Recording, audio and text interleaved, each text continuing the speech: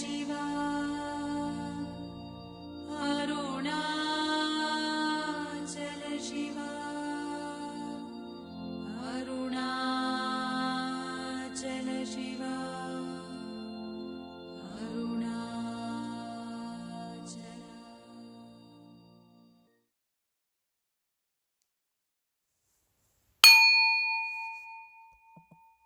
Today is our last Satsang of 2020. And I think in all this COVID time, in all these months, I don't remember how many months we are doing on Zoom, but I believe it has connected all of us in these times. And it has also connected us to our pure self. If not completely, maybe transient, it is unfolding, opening up, and the grace is on us. So thank you for all of you to stay on the path, because it's not that easy for a lot of people. They come and go, come and go, come and go, and that happens not in one birth, in millions of births. They touch and go, touch and go. So let's hope that Bhagavan's grace is on all of us, and we stay on this path till the job is done. And what is the job? The job to have this desire of desirelessness, fulfill the desirelessness, and get rid of the only obstacle on this path, which is ego. Once the ego dissolves, once we have no desires, once we have no likes or dislikes, once we are not judgmental, once we accept in totality whatever the Supreme God or the life is giving to us, we will be in eternal happiness and joy forever. Nobody is creating any problem in our joy except us as ego, not us as self. And this is the most important thing to know: what is self and what is ego, and how to transcend from this ego to self. How should the ego melt away? And for me, the best example is to see an innocent child, a 6 months old, a 1 year old. How innocent, how, why the child looks so beautiful? Because there's no ego. There's not. Maybe at that level also there's some attachment, I should say.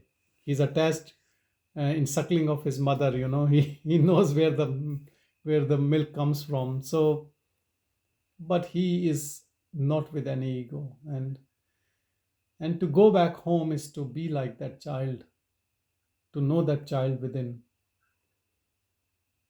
And how to know that child within? By constant vigilance. And what is this constant vigilance?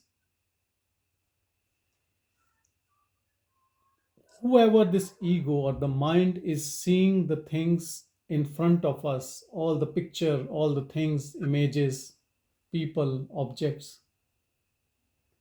it has attraction to things, it has aversion to things.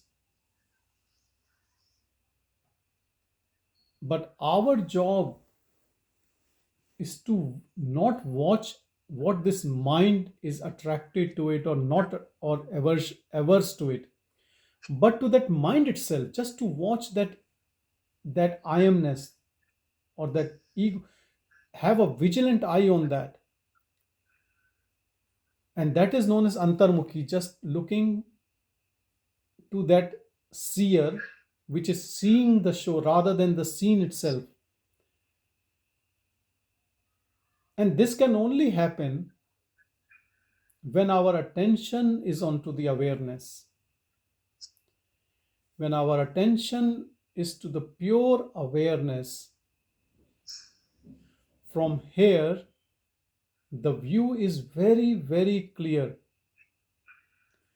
You know your tendencies, your habits, your behaviors, your attachments. When I say your means your minds, this all is gamut of mind. And when you pay attention to the awareness, things are seen from that pure awareness. So let's say the mind is going to judge someone and your attention is on the awareness. You can clearly see what it is going to do or is doing, or it is using your speech to convey some gossip, or attached or having intense interest in something, an object or a situation or whatever it is. Again, when the attention is on the awareness, you see it very clearly. Like, this is the best place from where you can see whatever is happening inside you. And when you know what is happening inside you, and you know what is creating the fever, you know what is the fever in us. We all think the fever is when the temperature goes up. But this mind is a fever. Mind is always uneasiness, sometimes jumping for things, sometimes moving out from things, and sometimes liking this and sometimes disliking this. This is madness. People think this is the life, but this is not life. Life is to stay in that calmness. And from here, when you pay attention to the pure awareness, you can see all the tricks of the mind, as if the mind is being completely exposed. And when the mind is completely exposed in and is in the scrutiny of your awareness, because of old habits, you might still do few stupid stuff. You might slip away, but then you will come back and come back, and then you will not be doing, just observing, and then it's only the thought and the less thoughts, and the thoughts dissolve. Empty, empty, more bliss, more peace, more joy, more calmness, but complete vairagya, no interest. In Sanskrit, there is a beautiful word. There is no word for that in Hindi or even English or any language. Udasin. Some people think it's sadness. It's not sadness. Udasin bhav. It is total acceptance. And how to be in that, and that is the awareness. That is the purest of pure us. When there is no involvement of the mind, no involvement of the ego, everything is on complete rest. Now the holidays are starting. Most of the people would be off work, and we say these are holidays.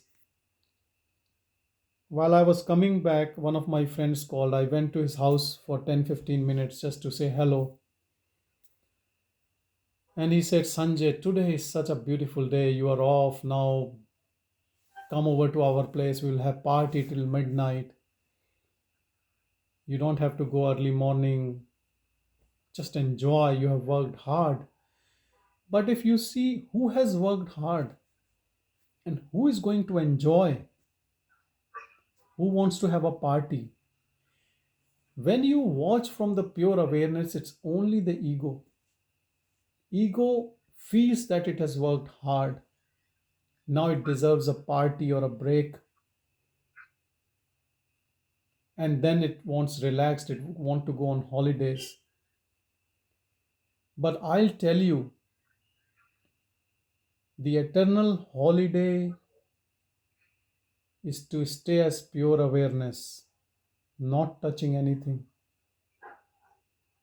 not going on a mind trip. If you take a mind trip, you will be more in problem, because mind will take you on different trips. And that, what people say, oh look, I have worked really hard this year, now I want to pamper myself. That is not pamper myself, that is pampering the ego. Who thinks he has worked hard? And whom can you explain? You can't explain anyone in this world, this thing. No one will understand except the one who is a seeker, and that too a mature seeker, a seeker who already had a lot of wisdom and just needs slight fine tuning and is just there. Otherwise, who will understand this?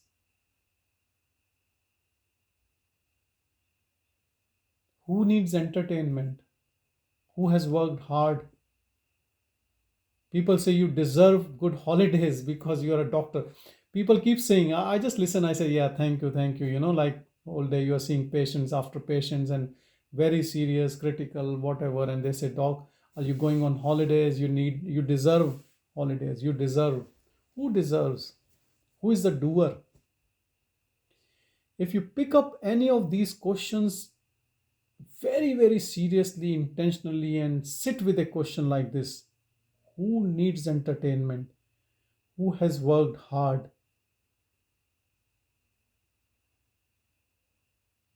You will find the answer. The answer will not be that this has done. The question will disappear. All doubts, all questions, they are all coming from the mind, from the ego. I have seen so many people on a spiritual path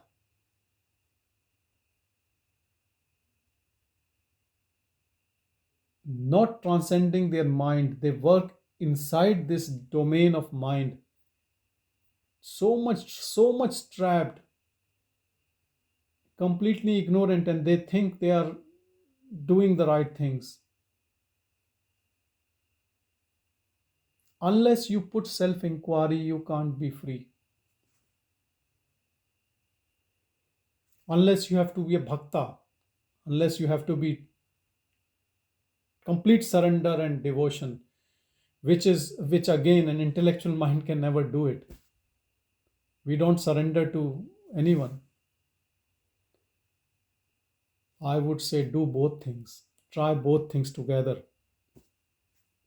Have some surrender, have acceptance, have some devotion. Path of bhakti, path of devotion. Devotion to Bhagavan, devotion to Supreme, devotion to the your own grace from outside. Have some respect, love for that. That is what devotion is. And then do this inquiry. Sit with a question and look. When you feel unhappy, sit with that unhappiness. Don't go for next thing. What people do when there is a problem in a relationship with a friend or something, or an employer, they break and they look into something else. They move their mind from that to something else and then to something else. This is the method of an escapist who always wants joy. When you have any type of grief because of any reason, sit with that grief quietly and watch who is grieving, who is sad, for whom is this grief, and just sit there. I'll tell you, you will move faster than in happy times. In suffering, you go very deep within, because in suffering, your interest in mundane activities and things happening is not, you're not interested. You are feeling very sad or you're unhappy, whatever the situation might have caused it, and you just want some time with your own self, and you sit quietly with that grief and just go deep within. It would be hard, but it would be the quickest method at that moment.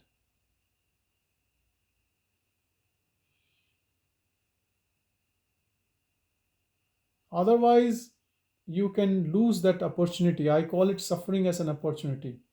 You can lose because that suffering, because we all go through the cycles of suffering and then joy and then suffering and then joy. So when you catch yourself at joy, you're full of mind activity and you're going outwardly and you're enjoying. How can you sit quietly at that moment? And when you meet people at that top and you talk about spirituality, if they have some interest, they will say, "Oh, my life is good, I live my life, I live king type life and whatever, and it all comes from ego, so much of ego. Because ego doesn't always means, people sometimes think ego means all the bad stuff. No, ego gives you a lot of good stuff. Ego gives you happiness, ego gives you joy, ego takes you on every type of trip. What is ego? When we say we have done hard work and we have achieved something, or we are happy with what the way I have gained, sometimes for a name's sake we only say, oh, God has given us everything. We only say to people, internally we are so proud of all that achievements, all our degrees, our money, whatever we have done, and we feel like proud, with our shoulders get broadened and our chest gets filled up with that pride. What is this? That is all ego.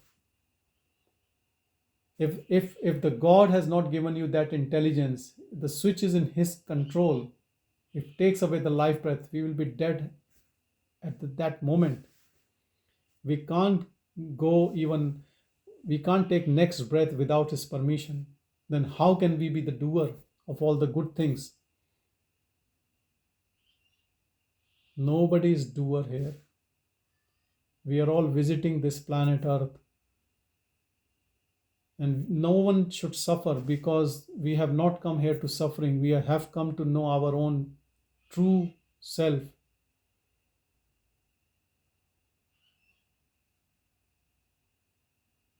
With all compassion for all the beings in this world, and love for God, and doing this self inquiry, we can achieve it very, very quickly and fast. Unconditional love for all the beings, but not attached to any being. And devotion and love for the Supreme. And always vigilant from that attention to pure awareness, watching the mind and its intentions, but not getting involved. These are the things which will help us to achieve the results immediately, fastest. Using this body-mind complex to help anyone who comes for any type of help. Not using this body-mind just for sensory indulgence or pampering it. Using all our energy and attention on just staying as a witness. And when you stay as a witness, you can watch your mind, your intellect, your ego, your thoughts, your feelings, your emotions. And gradually and slowly there will be a gap between you and all these gadgets. And this gap will be so huge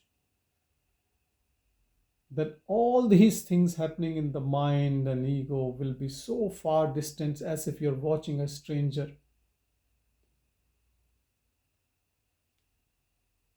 And the God within, which was used to be a dualistic model of a God and me completely disappears, because you are always a witness which is uninvolved,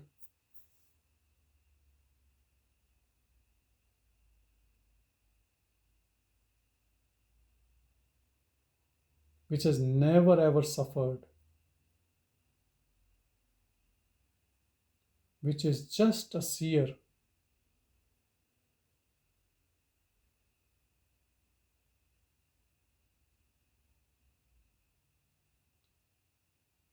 All the law of karma applies to the ego, not to you. Awareness has no intention.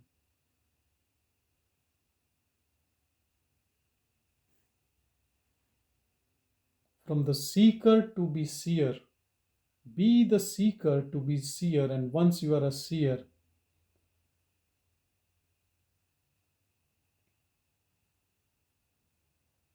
they say siddha. What is siddha? Who does sadhana? What is sadhana is practice. And when you do practice, you become perfect. You become that, what you are. By just pure seeing. Don't judge your thoughts. Don't judge your ego. Have compassion for the body mind. It has taken you up to here. The attention, what is on the awareness, is again the part of our mind only. At least the mind is listening to you and trying to pay attention to the pure awareness. We should be thankful to this pure mind which is getting purer and purer.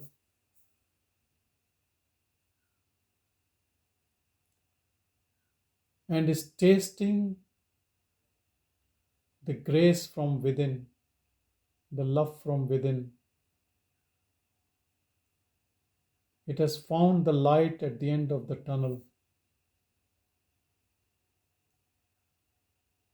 It is getting pulled from the self within. And all the support from outside, of Satsang, of Bhagavan, of Shiva, of the whole cosmos, because that's your longing, that is what your interest is pushing inwardly.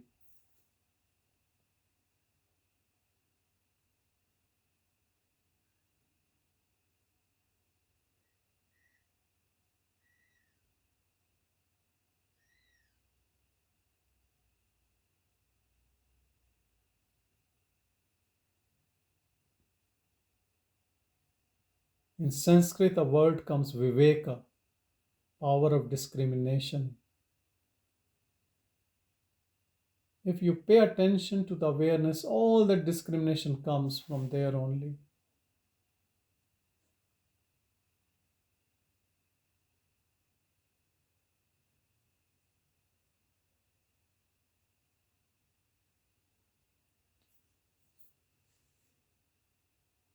But once you stay there, watching your mind, then don't act like a stupid person again.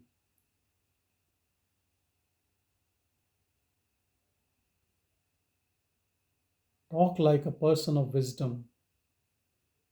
Have a spine, don't be spineless.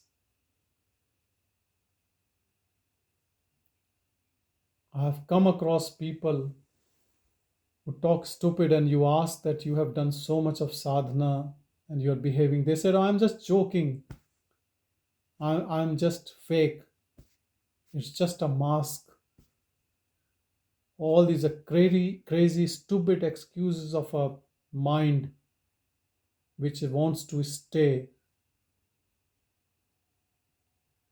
Never trust a person who speaks like that he's faking. What? Why you have to fake in this word? Why can't you stay in your truth? Even if you would be hanged on the cross, Let's talk about Jesus. Jesus gave life. People say, Christians say, Jesus gave life for us. Yes, in a way, he taught us a lesson that stay with the truth. Don't be fake. Don't be a hypocrisy. Don't follow hypocrisy. If you know the truth, you stay with the truth, even if someone takes away your life. These are all the tricks of the mind. No, no, look, with people, I have to behave like this because it's a society. I have to live in the society. That means you are living a life of a. It's a double standard life. Why can't you be open, whatever you are?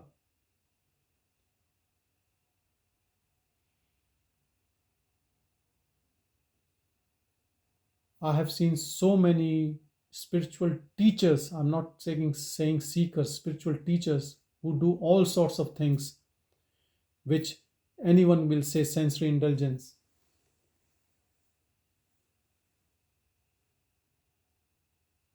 And then they say, "Oh, I'm out of these things. I'm just doing because of the society or friends."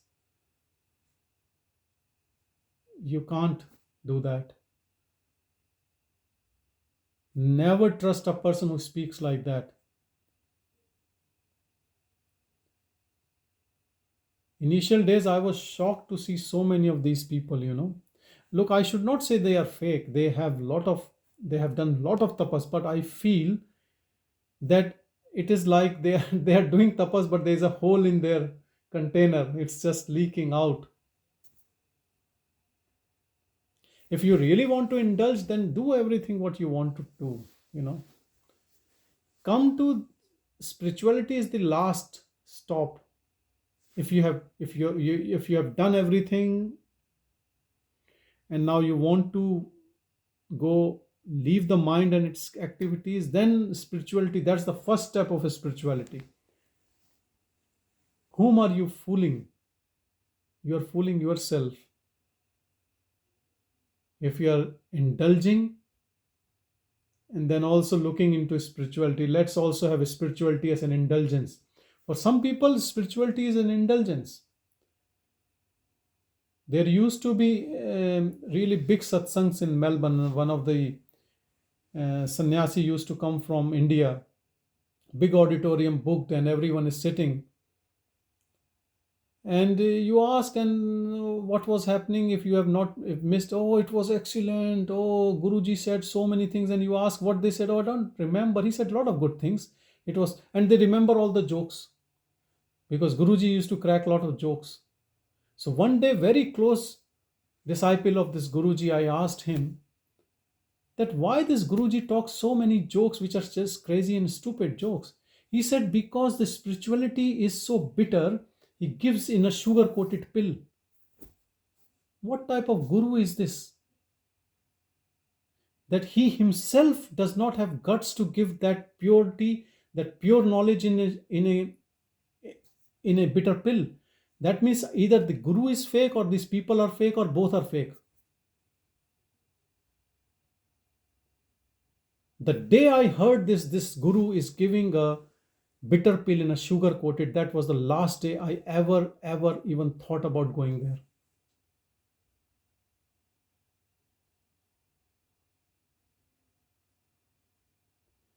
And then what happens is then there is a lot of ego plays around gurus. People want to please, and then Guruji, we have bought a new car, sit in my car, and all this drama, and it's a big drama, and our life is precious. Don't waste in gurus and gurus dramas and all these things. Crazy stupid ideas.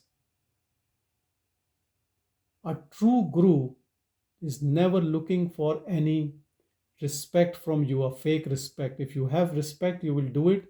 You don't have to show it off.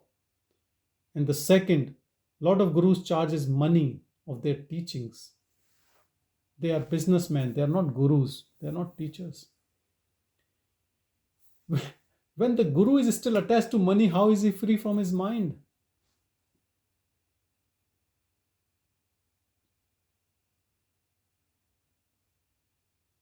How to reach the pure self is to stay in your own purity, even if the guru is fake. The Kabir, Indian sage, said very nicely, Guru ki karni guru bharega, chela ki karni chela. That means if guru is doing wrong, guru has to face the consequences of, and whether the disciple is wrong, he has to face. But who is guru and who is remember, everything what comes your life is your own grace. All the credit goes to you, but not to your ego. Don't take it to your ego. Don't take it personally. Take it to that pure presence in you. The pure presence in you is you, and that pure presence in the guru or the teachings is you only. When we talk about Bhagavan, what is Bhagavan? Bhagavan is that pure awareness within our heart. He is not that picture or a photo or a person living who lived. He is still living in all our hearts. And to know this, we have to pay attention to the pure awareness only. So once you lose interest, once you have dispassion for the scene around you of objects and people,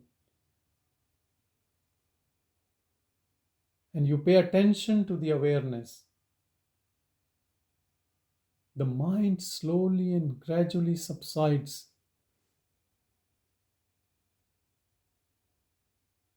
And then you see the world without any filter. The filter of ego is removed. You are always unbiased. There is no that this individuality you want to save, or your family you want to save, or your community you want to save. Because what is everything is infinite awareness in all directions. As you, then who is not you? And then people say, do good to others. But who are others? Where are others? Whatever you do good to others is to you only. There is no other in that. But who understands this? Who has given up the ego?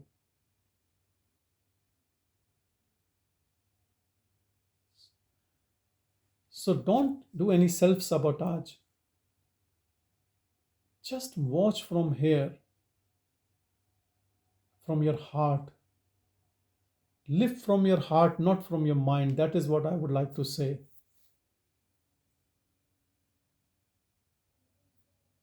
A man 2000 years ago lived from his heart, and everyone remembers him. He died for that love.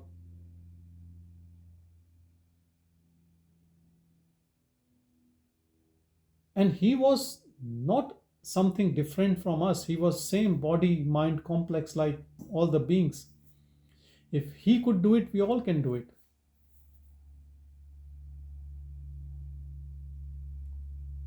This should be our Christmas gift.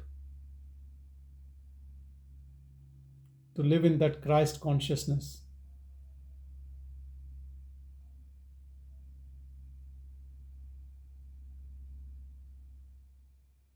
You open Bible and read through what he said. Each and every word what he said is written in Vedas and Upanishads. No difference, because whoever reaches there will speak the same truth. No difference. It is the egoistic mind who makes different religions and then fight among each other.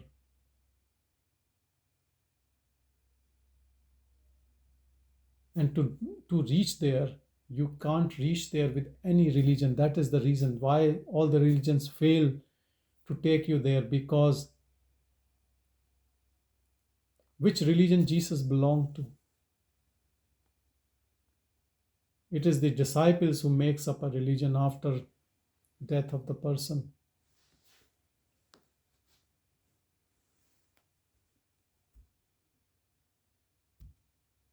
Stay in your purity all the time. Be purest of pure, even if you have to suffer, even if you have to give away this body. Anyway, this body is leaving you soon.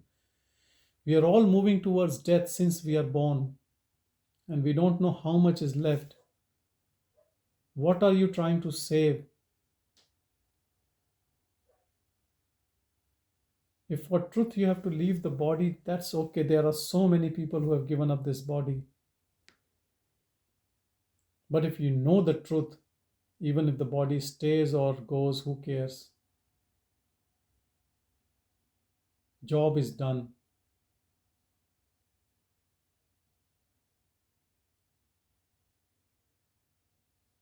It is the easiest things to know yourself because it is always there. Not even for a fraction of a second you are anything other than yourself. Whether you are awake, whether you are dreaming, whether you are in sleep, you are always the pure self. And all these different stages are not your stages. It is the stage of the mind. Mind gets tired and it goes to sleep, and then mind gets some energy and it starts dreaming, and then mind gets awake and then he sees this awaking dream. That all life, what we think we are living, it is our stupid mind which is living. We don't live any life. We are life.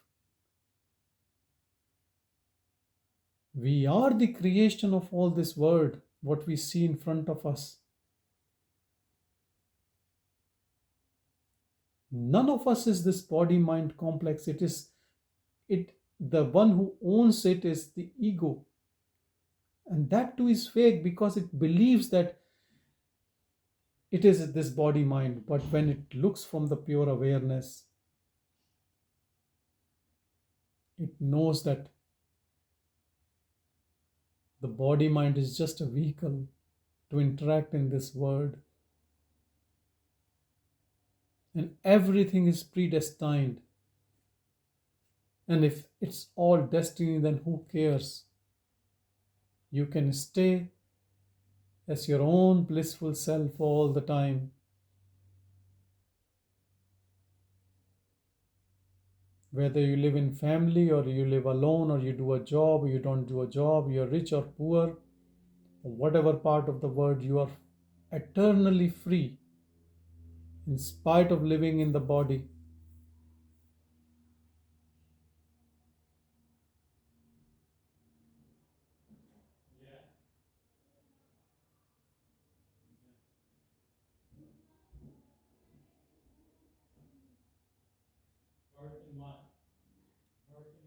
Such a simple technique.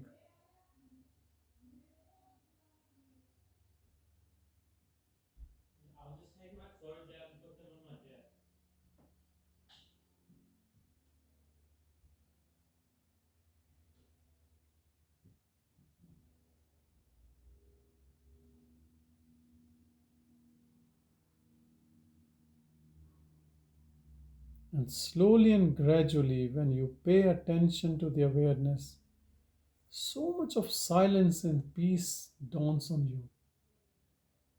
You're not giving any work to the mind to keep popping up. You go, scene changes, people, objects, people interact. People think you are not responding in the way you used to respond. That's okay. You can say sorry to them. You can, what can you do? The whole thing changes. Everything changes. All your software changes when you are paying attention from the pure awareness. You cannot be that person what you were because now you are just pure presence, impersonal. Remember, if no one can recognize that you are changing, that means you should leave this path and pick up something else. Or perhaps you are not doing any practice. Because this awareness is so powerful, it will burn away whatever impurities we have. And the biggest impurity is the ego.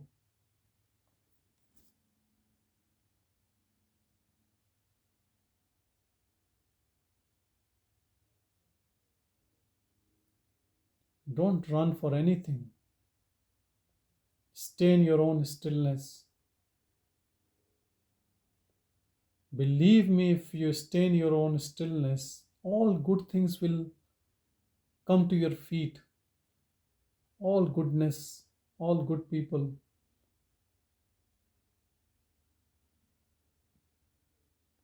Whatever is divine, whatever is beautiful, adorable, will come to you.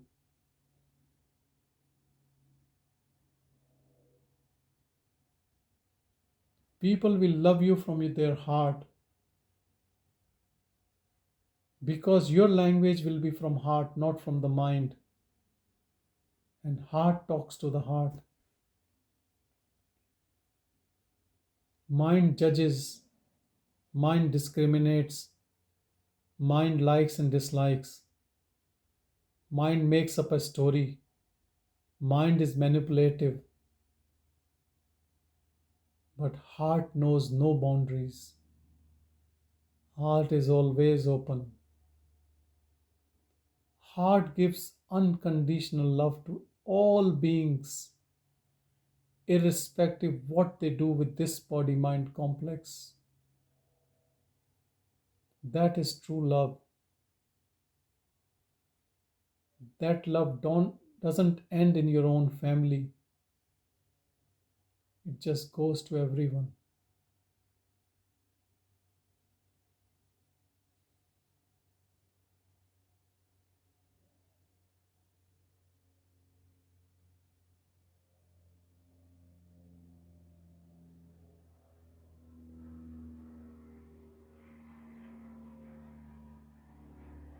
If you ask me what is spirituality, spirituality is to live from your heart rather than from your mind.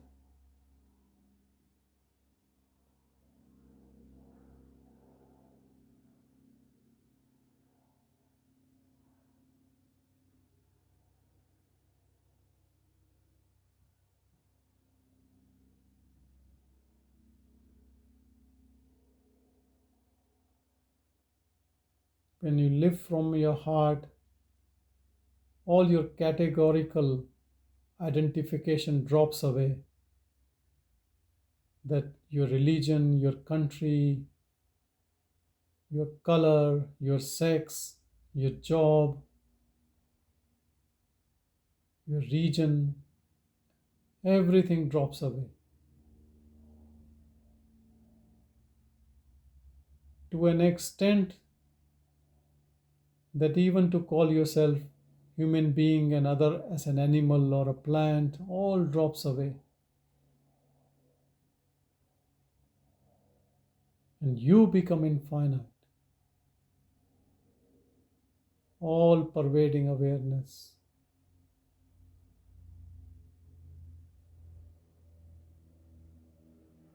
And you don't need any proof of that. You yourself are proof of it.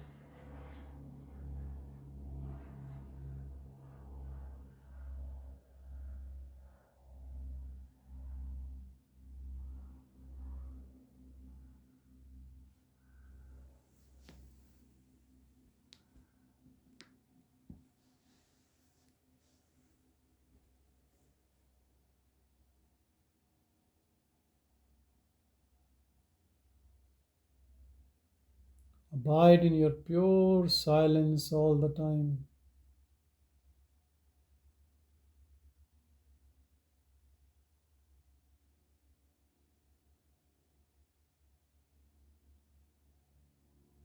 With power of this pure silence,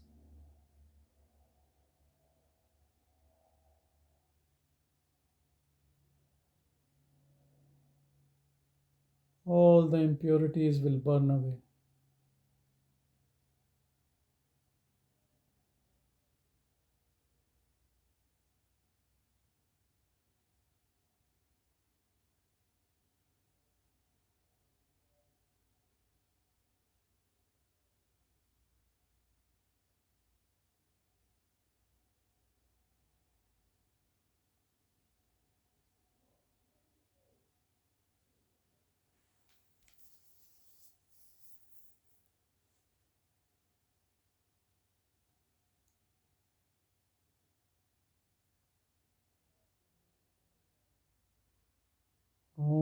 Shanti, Shanti, Shanti.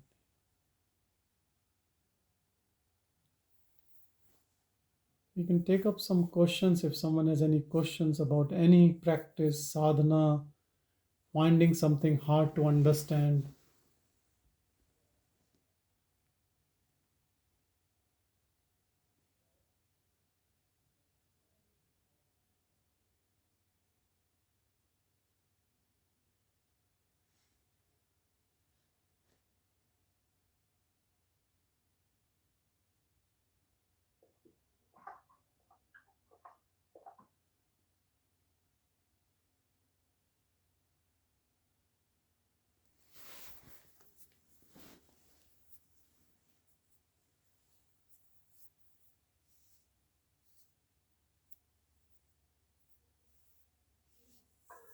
Please unmute, James. Sorry. Can you hear me? Yes, James, yes. I'm just wondering, do you see a distinction between consciousness and pure awareness? Or is consciousness just that which is the animating force that derives from pure awareness? Look, I think I know what you're saying. Rather than getting into what is consciousness and what is pure awareness, what I believe is that awareness is the impersonal seer in you, which is just watching what is happening in front.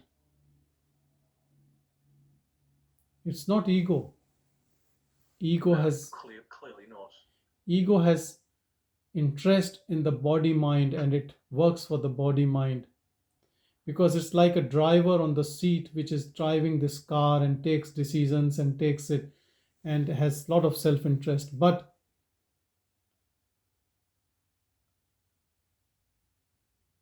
you in your own as a witness can watch your ego, isn't it? Yes. Or if you can't recognize the ego, at least you can watch the mind and its tricks, that it wants to manipulate in a way or to take some credit, or whatever it could be, small trivial thing or a bigger thing, or whatever. We can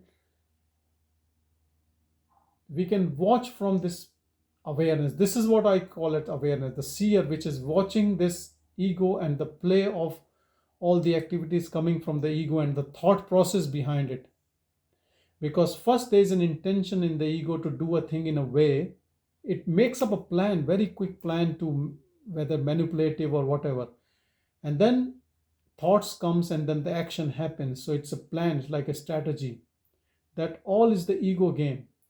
But then there's something in us which is just an awareness, which is watching all this happening. And what I'm asking you to do is to watch from, this is what I call awareness. You watch from this awareness, this unfolding game. And when you watch, then you are not participating in this game.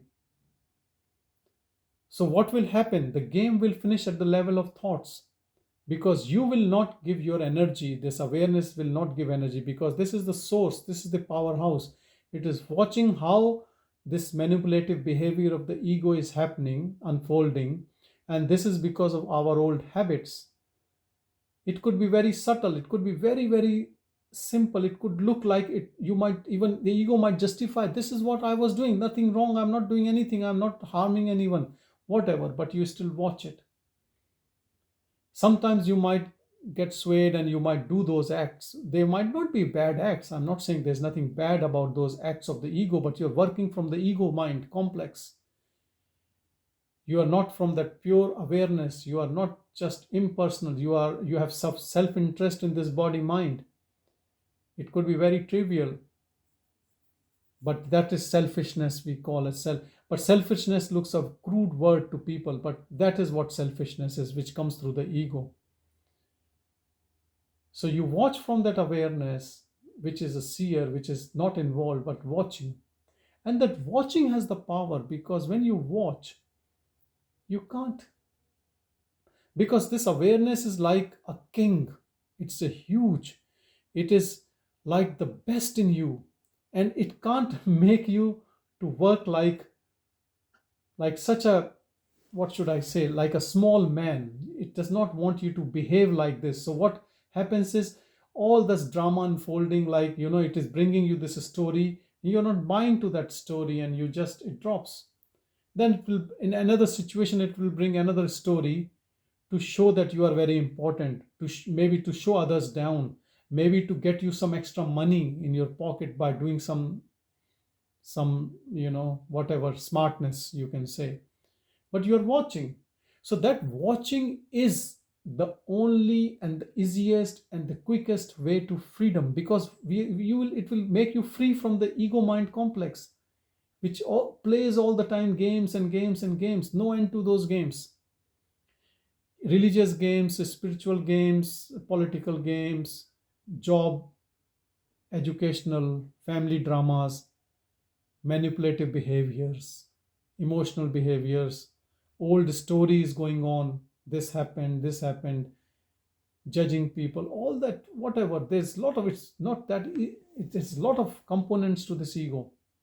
It takes a lot of accomplices, mind, emotions, feelings, and then others' emotions and feelings, people around you, and then a cumulative approach, how the big wars happens, because everyone's ego combines, and then they do a big massacre, kill millions of people. This is all ego combined together, creating havoc.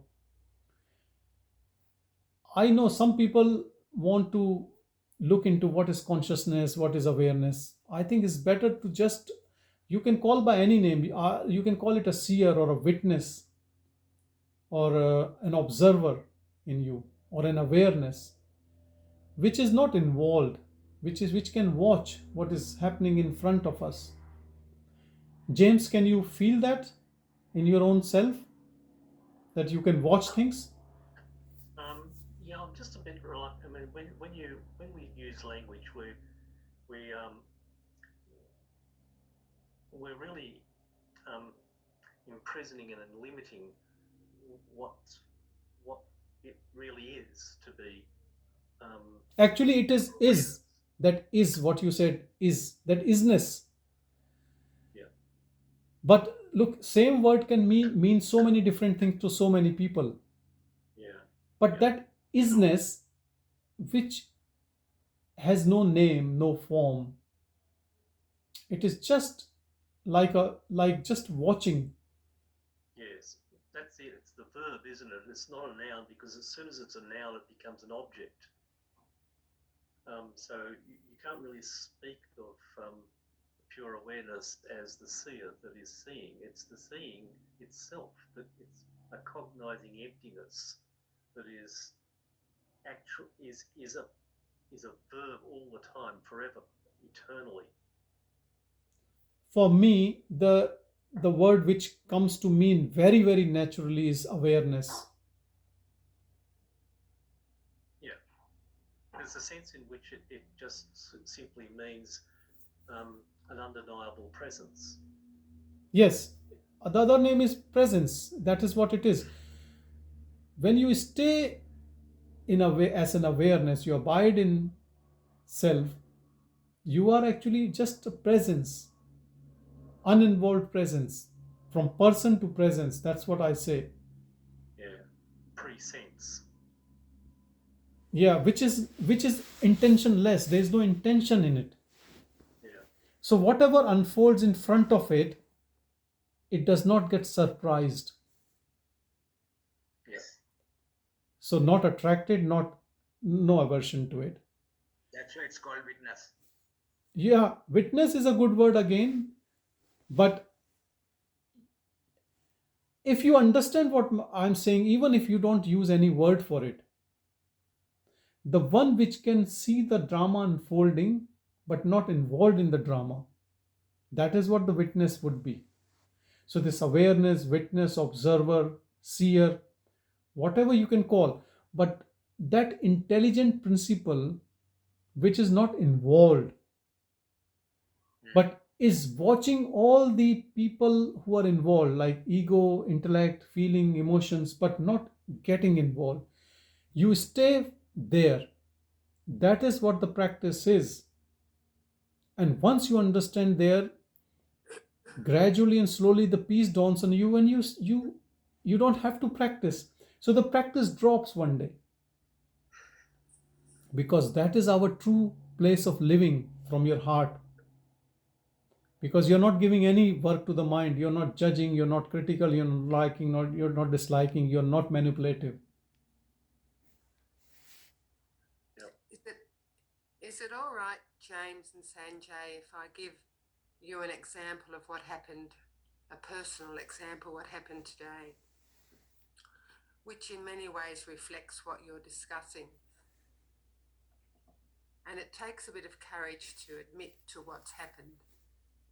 So it involves the COVID testing, which we're in lockdown in Sydney at the moment. And I've had 2 COVID tests over the weeks in the past, and I've had this cough. It's a bit like an asthma cough.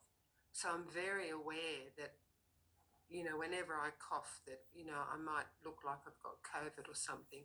And so there's that feeling of like a little bit of fear, you know, fear there, that I might be judged in some way. And anyhow, a girlfriend, she spoke to me a couple of days ago, and she'd visited us, and she had told me she had gone for the COVID fest with all the other thousands of people in the northern beaches, and I think she was expecting me to say that I'd been for a test. And she said, "Have you been for a test?" And I lied, you know, to protect what I thought might be a judgment. And I said, "Oh, yeah, you know, like we went for a test, and what was your result?" It was negative, but I was pretending it was the previous tests. And I was, the mind had started, you know, exactly like you described, manipulating a sort of web of a clever deception. And I was watching it as I was saying it even. Yes. And yes. Anyhow, you know, that was exactly what you're describing. And yet I didn't step in at that time. I kept up with the lie, the fabrication at that time. So anyhow, I rang off the phone call, and and this is the awareness that I just felt sick in the stomach because I'd told the lie, you know. So not only did I see it, but I also had a very strong physical response to it, of feeling sick in the stomach, really. So I thought, well, I can't live with that. So it was the king, like you said, you know, the king comes forward and then becomes the authority. So you know, it was complete setup, total setup. So for me to see something. And so anyhow, I rang her straight back and I said, "Rose, I'm so sorry." I said, "I have to tell you that I actually didn't go for that test. And I was waiting for it to die down a bit, really, because there are 6-hour waits at the moment for that." And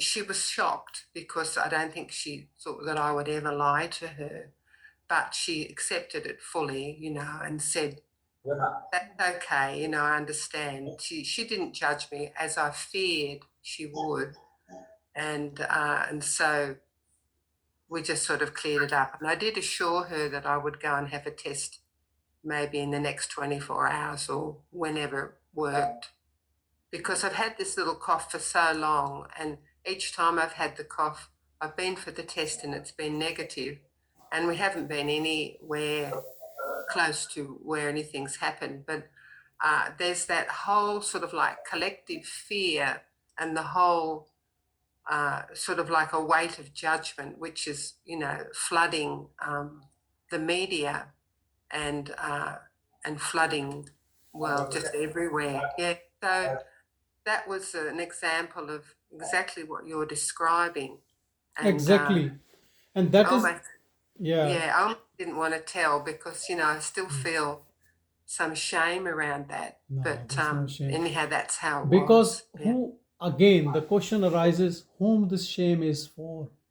Not for you. It is for the ego. Yeah, that's right. You are always pure. You're the purest of pure. Thank you. Yeah. So this is the thing. When you stay and abide in awareness, all the tricks of the mind get so easily exposed that it can't play any trick. And whatever it tries to do, you are just watching. And that is what I'm saying, this watchful witness actually dissolves all these tricks. And here what we were talking was something actually happened between two people, but so many times it's not between people, it is just you're observing the mind and its drama, and when it gets exposed, it shies away. So this is like nipping on the bud. You just finish it there.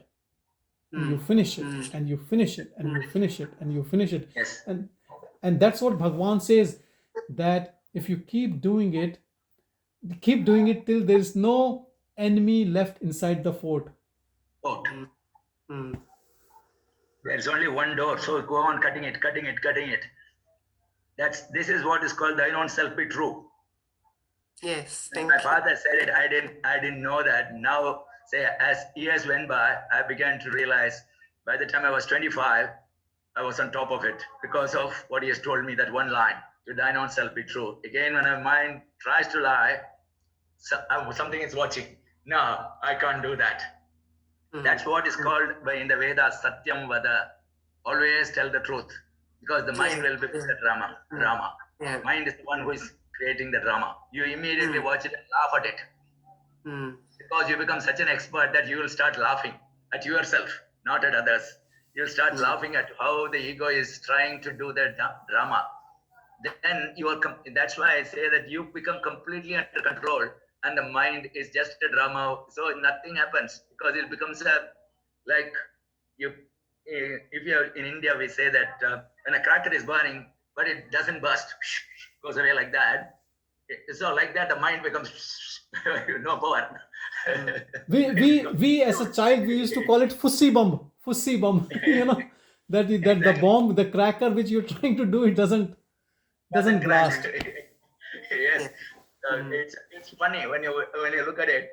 So that's why to thine own self be true, and Satyam Vada, that very Satyameva Jayate is the national motto. But Satyam means this is truth to oneself. So the truth itself is watching the drama. Truth itself is watching the drama. So it's so you become transparent, so to say. It is so transparent. Can he slow down a little? It's very hard to catch up with the speed of what you're saying. What? Can you say that again? So transparent. Right. Because of the fact that something is watching, you know that this drama of the mind or the ego is falling. It's like a card, castle built of card falling. Then you know that there is nothing to it. So that's the beauty of watching. That's what Sanjay is always saying. Watch it means then you know that has no strength. It'll just go away. And you know this, a group like this, satsang. Can I tell you about this satsang? Whatever intention you start the satsang, come to satsang. It will leave you. You can't, if you attach to it, you will be the purest of pure. There's no way, because that collective awareness of the consciousness helps you, and it exposes everything within. It exposes, like it's like a scanner which you have access to that scanner, and that is what the satsang is all about. And in no time this watchful awareness will dissolve this ego, and once ego is gone, then wherever you are, whatever you are, you will always be in that unending joy.